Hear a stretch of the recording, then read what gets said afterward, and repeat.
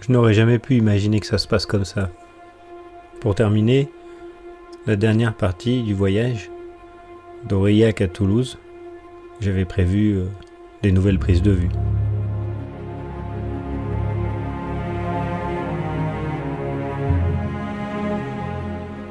Il me fallait repasser sur la ligne pour filmer de nouveau entre Tessonnières et Toulouse maintenant que les jours étaient plus longs.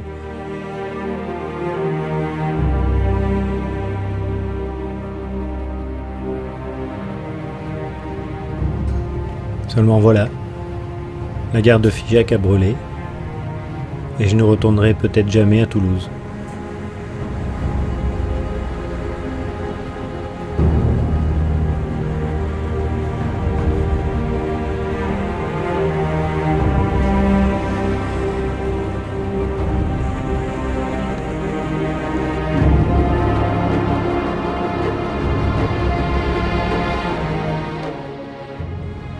Les 2 dernières fois où je suis descendu à Toulouse, après Tessonnières, j'ai laissé tourner la caméra. Je ne l'ai pas coupée, malgré la nuit qui tombait. J'ai gardé ces 2 petits films au cas où, et puis des petites séquences que j'avais prévu d'insérer dans le film.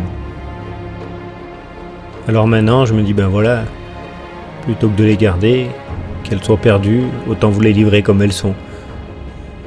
Mal filmées peut-être, trop sombre certainement, mais vous les livrez quand même.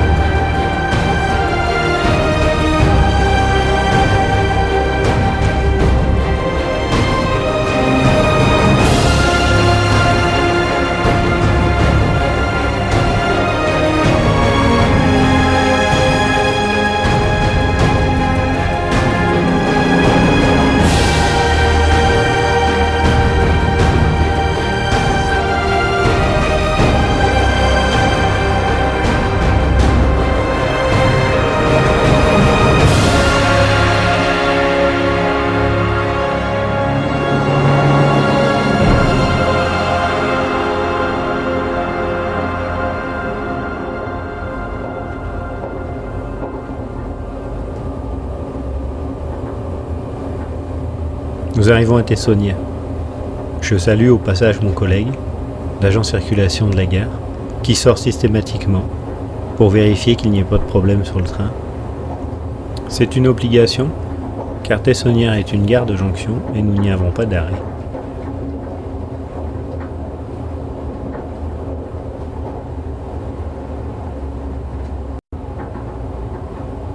La gare de Gaillac se trouve juste après Tessonnières.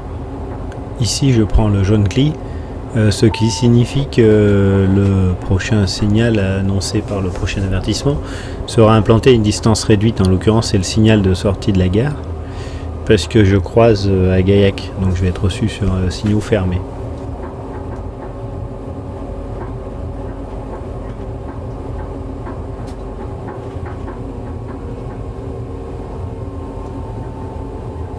Donc ici on va circuler sur une ligne un peu particulière, au régime exceptionnel puisque c'est une voie banalisée, donc c'est une ligne à une seule voie banalisée qui est commandée par Toulouse, qu'on appelle la CCVB, qui va se dédoubler à partir de Saint-Sulpice, puisqu'il y a des travaux qui ont été faits, donc il y aura 2 voies banalisées, donc le train peut rouler sur l'une ou l'autre des 2 voies, et c'est toujours télécommandé donc par Toulouse. Donc c'est une ligne où il y a beaucoup de circulation.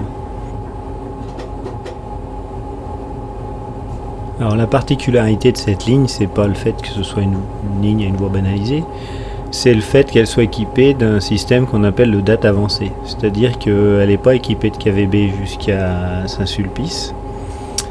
Du coup, on a mis en place un DAT avancé. C'est-à-dire que quand on arrive sur des signaux de fermés, la vitesse elle est contrôlée 300 mètres en amont du signal annoncé à une vitesse de 30 km/h.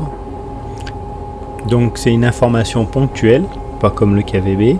C'est-à-dire que si on dépasse cette vitesse de 1 seul km/h, c'est-à-dire qu'on passe à 31 km/h sur la base, un point donné qui se trouve en amont du signal qui est fermé, ça va arrêter le train. En fait, pour résumer, c'est un peu le KVB du pauvre.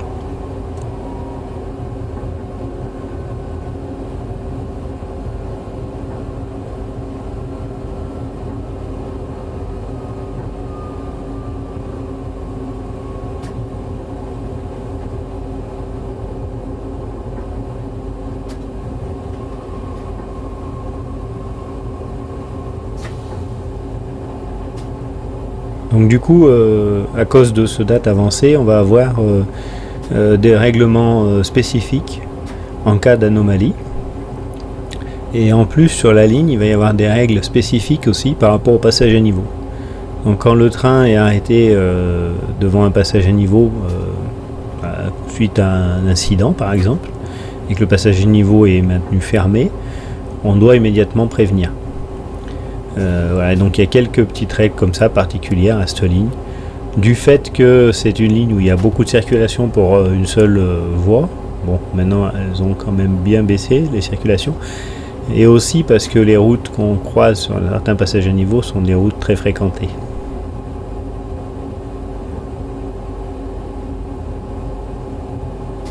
Donc là j'approche donc le signal d'entrée de la gare de Gaillac. Donc le signal est voie libre, ça se voit pas bien sur le film. Ça signifie en fait que le collègue que je dois croiser est déjà arrivé dans la gare. Donc du coup on m'a rendu voie libre. Donc les signaux se sont ouverts. Donc je peux reprendre ma vitesse pour entrer ma vitesse normale en gare.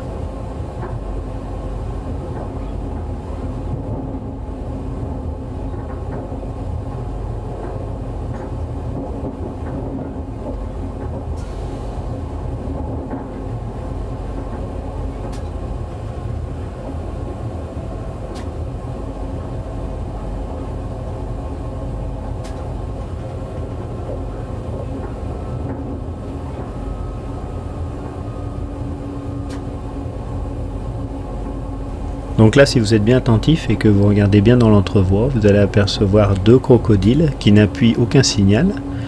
En fait, ce sont les bases avancées du DAT. C'est-à-dire que le DAT avancé nous prend en charge par ce crocodile.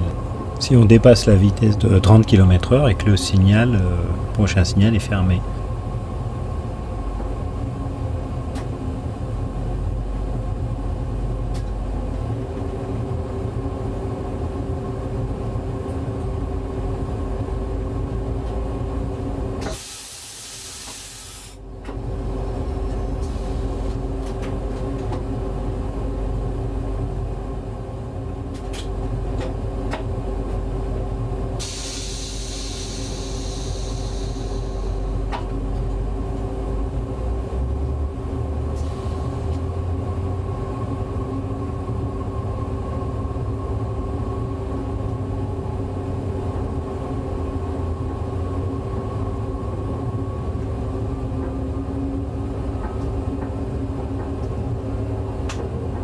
Alors la conduite d'un train, surtout comme ici, quand la voie est en palier, c'est toujours le même principe. On essaye de se mettre en vitesse le plus vite possible. Ensuite, on va maintenir cette vitesse suivant la distance qui nous sépare de la prochaine gare. Et ensuite, on va laisser rouler le train sur l'air, c'est-à-dire il va rouler tout seul. Il ne sera plus entraîné par les moteurs. Donc on calcule un point judicieux où on coupe la traction de façon à arriver à l'heure à la prochaine gare.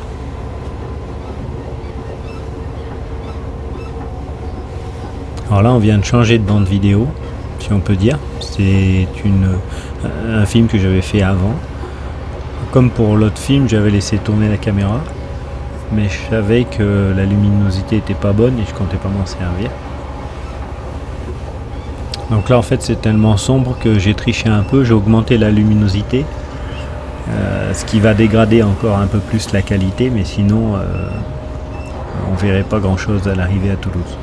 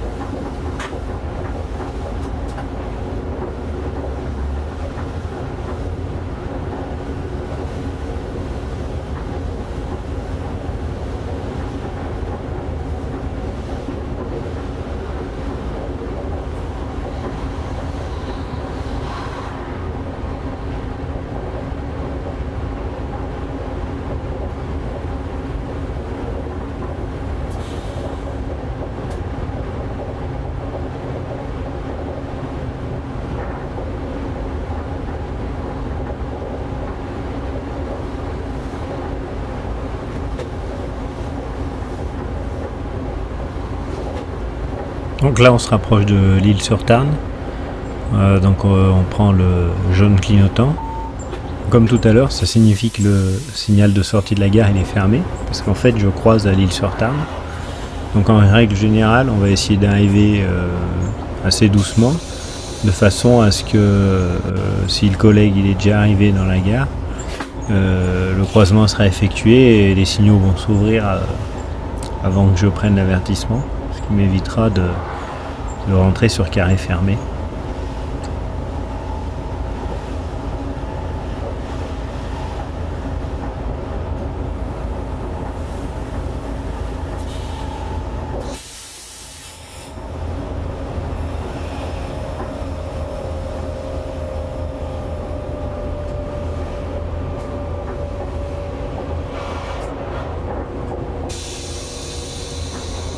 Donc la règle du jaune clignotant, ça signifie que le signal qui sera annoncé par le prochain signal est à une distance réduite. Donc le conducteur il doit régler sa vitesse en fonction de cette distance.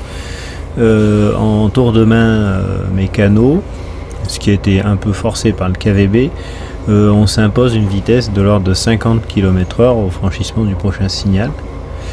Ça donne une vitesse sécuritaire, quoi.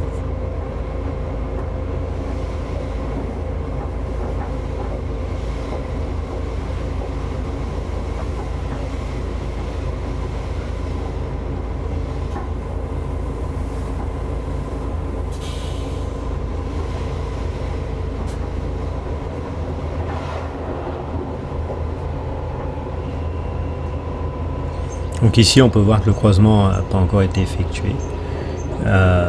J'ai l'avertissement qui est présenté, donc je franchis environ 50 km/h et ensuite derrière je vais me placer à une vitesse de 30 km/h pour l'entrée en gare.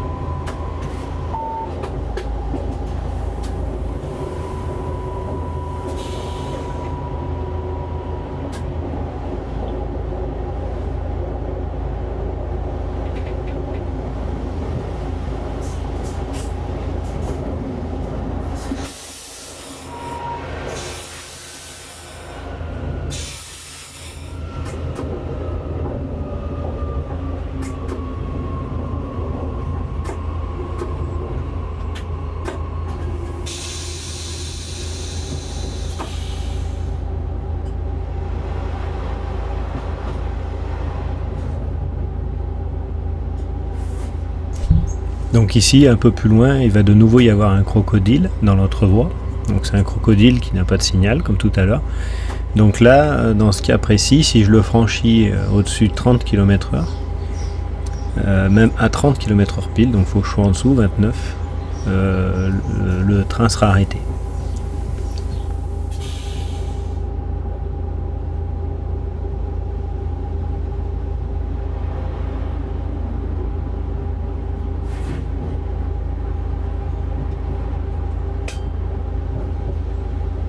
Donc là, mon collègue il s'est déjà remis en route, son service train était terminé.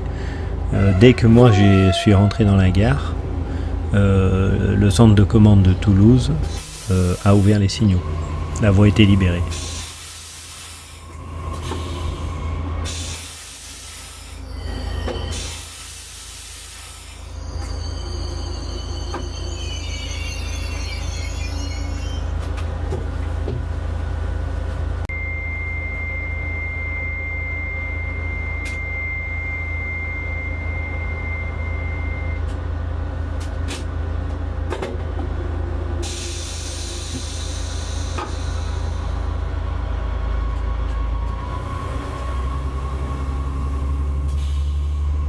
Donc là, malgré le fait que le signal est ouvert, je dois continuer mon approche sans dépasser la vitesse de 30 km/h. Je considère que le signal est toujours fermé jusqu'à ce que je l'ai franchi. En fait, j'applique toujours ma vitesse de sécurité. Une fois que le signal a été franchi, je peux reprendre ma vitesse normale.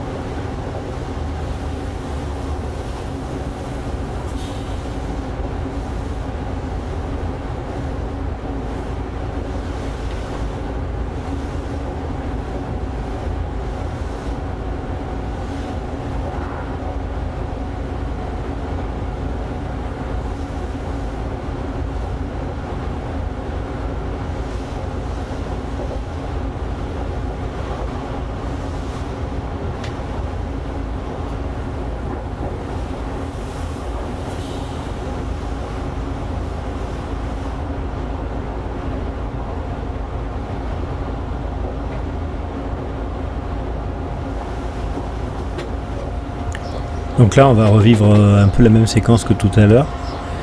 J'approche de Rabastens. C'est une gare où je n'ai pas d'arrêt, mais j'ai un croisement de prévu. Donc le signal est au jaune clignotant parce que le signal de sortie de la gare est pour l'instant fermé.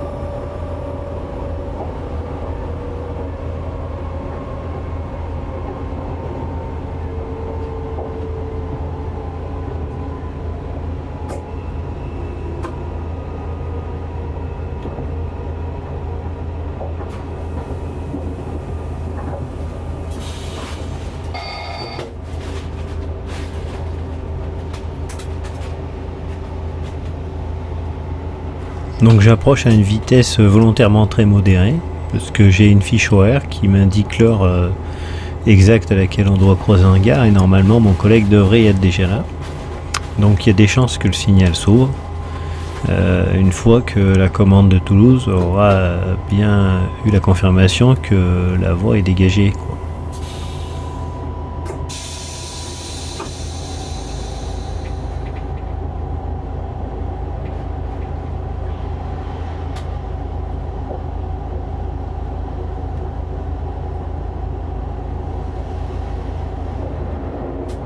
Voilà, le signal vient juste de s'ouvrir. Donc je continue ma vitesse à marche réduite jusqu'au franchissement du signal, ça change pas. Et ensuite je pourrais reprendre ma vitesse normale, j'aurais pas besoin de marquer l'arrêt dans la gare. Le collègue est déjà là.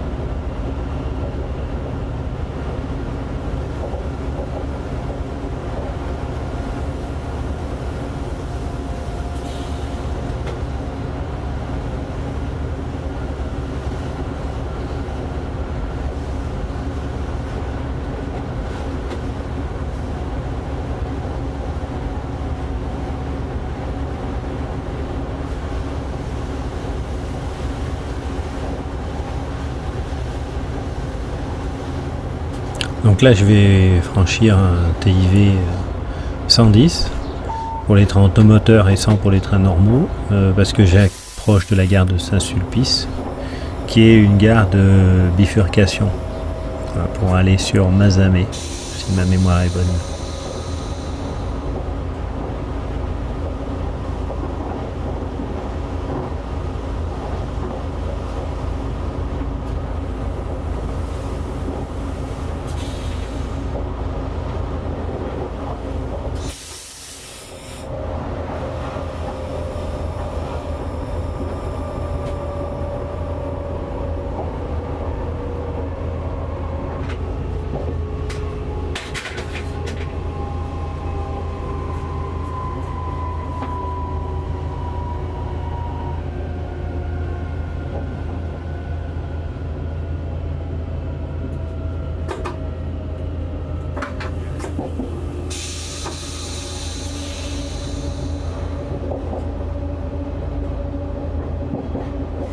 Donc sur la potence, on peut voir le rappel de la limitation de vitesse qu'on a eu tout à l'heure, 110-100, donc c'est l'exécution, quoi.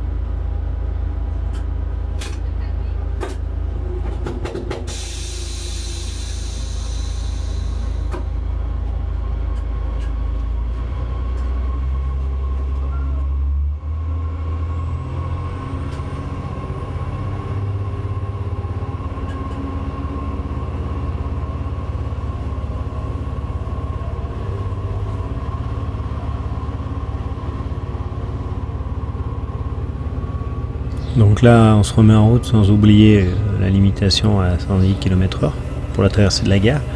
Et ensuite, on va avoir un petit bout à 140.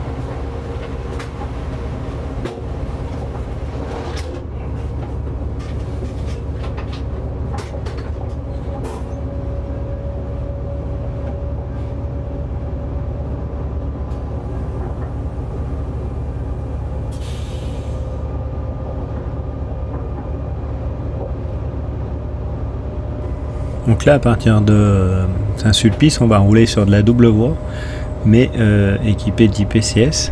Alors c'est un peu spécial parce qu'en fait, quand ils ont passé cette ligne en double voie, ils ont laissé une seule voie dans les tunnels pour pas refaire les tunnels.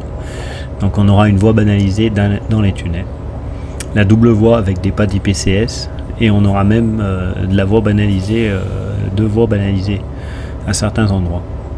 Donc là, on peut voir le TIV 110 à revers pour les trains qui circuleraient en IPCS dans l'autre sens.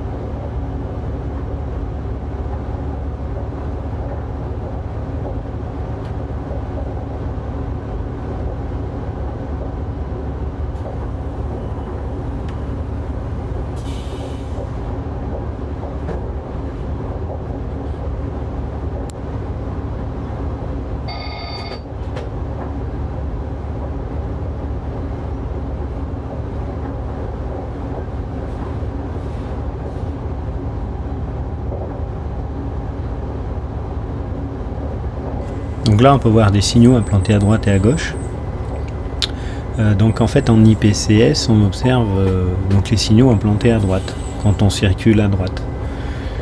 Contrairement à une ligne, une voie banalisée où on va continuer d'observer les signaux à gauche comme une ligne normale. En IPCS, quand on rentre sur un pas d'IPCS et qu'on circule plus dans le sens normal, on observe les signaux implantés à droite.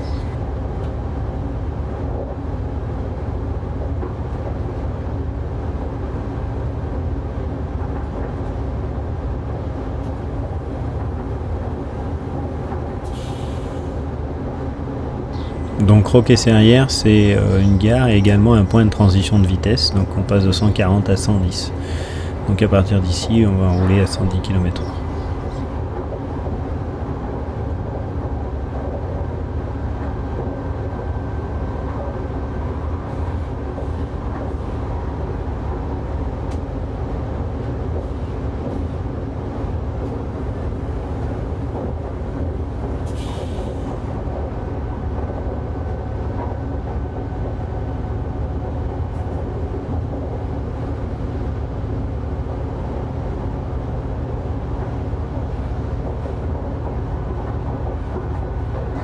Donc là, la qualité va nettement se dégrader parce qu'on rentre dans des forêts un peu. Et donc là, on va plus rien voir. Mais bon, je vous la livre comme ça quand même.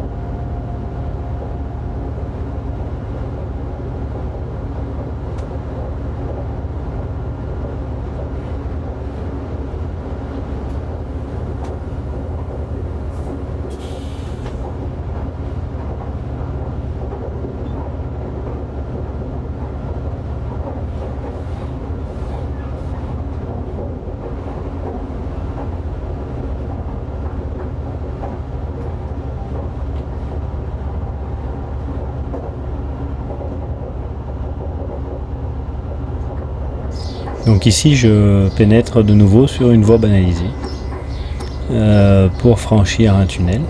Donc là on change de régime en fait.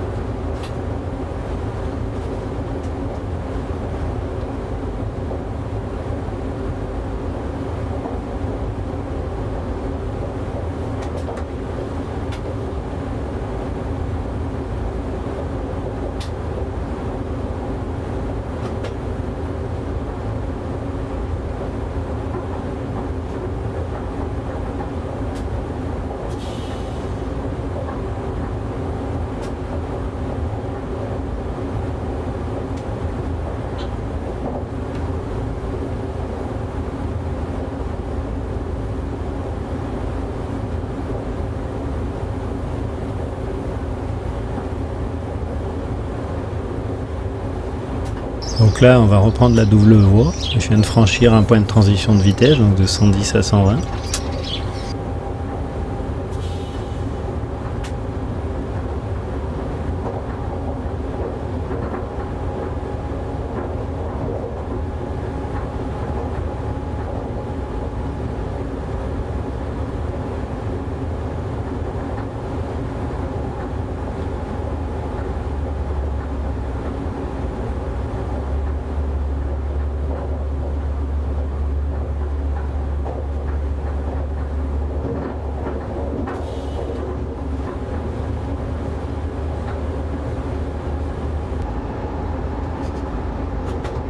Là, j'ai volontairement coupé un petit bout du film, pas long.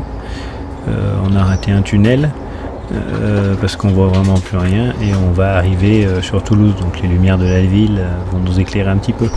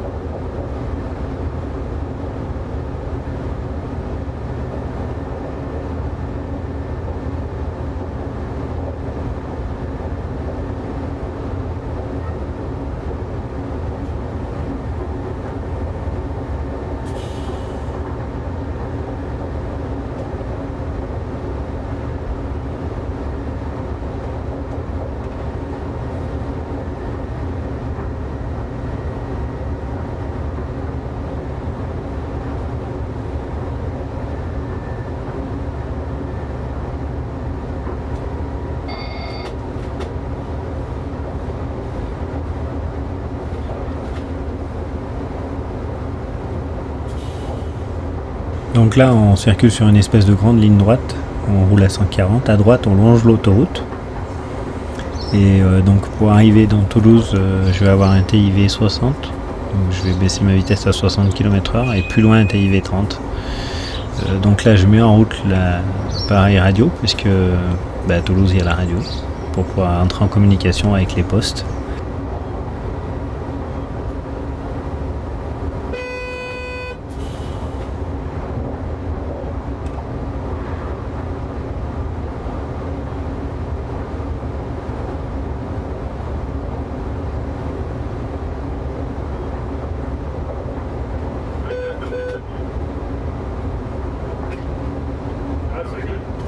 C'était une erreur, excuse-moi.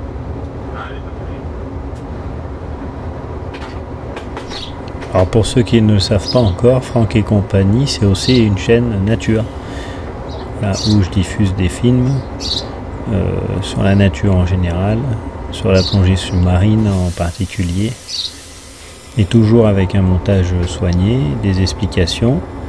Donc si ça vous intéresse, vous pouvez aller y faire un tour.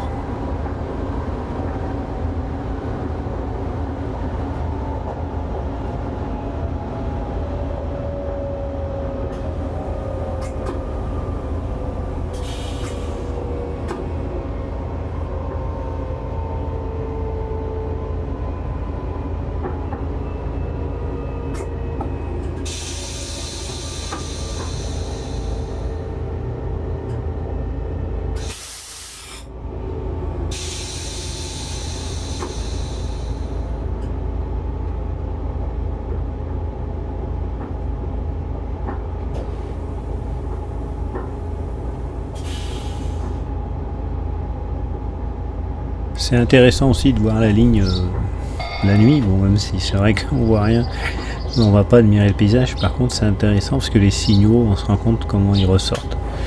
Et on voit bien les signaux qu'on verrait pas le jour en fait, parce qu'on n'y ferait pas attention.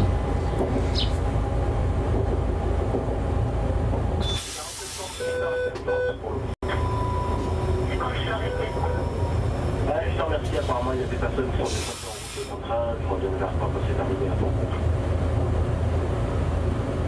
Compris, attention départ.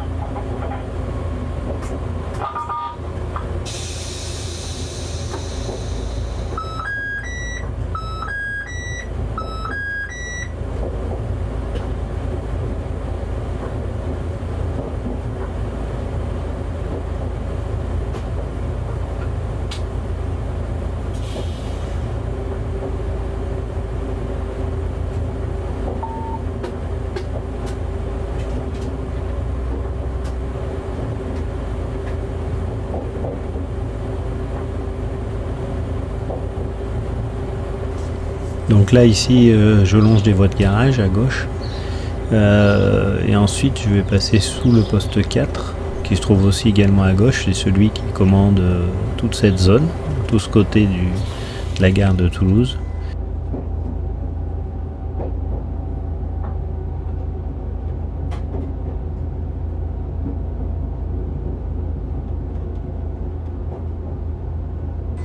Donc là c'est le début de la zone A30, je suis limité à 30 km/h ici.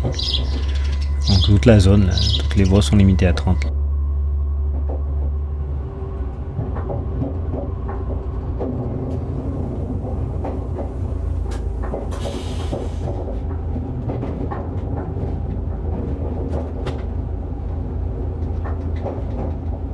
Voilà le poste 4, ici à gauche. Les aiguilleurs sont tout en haut.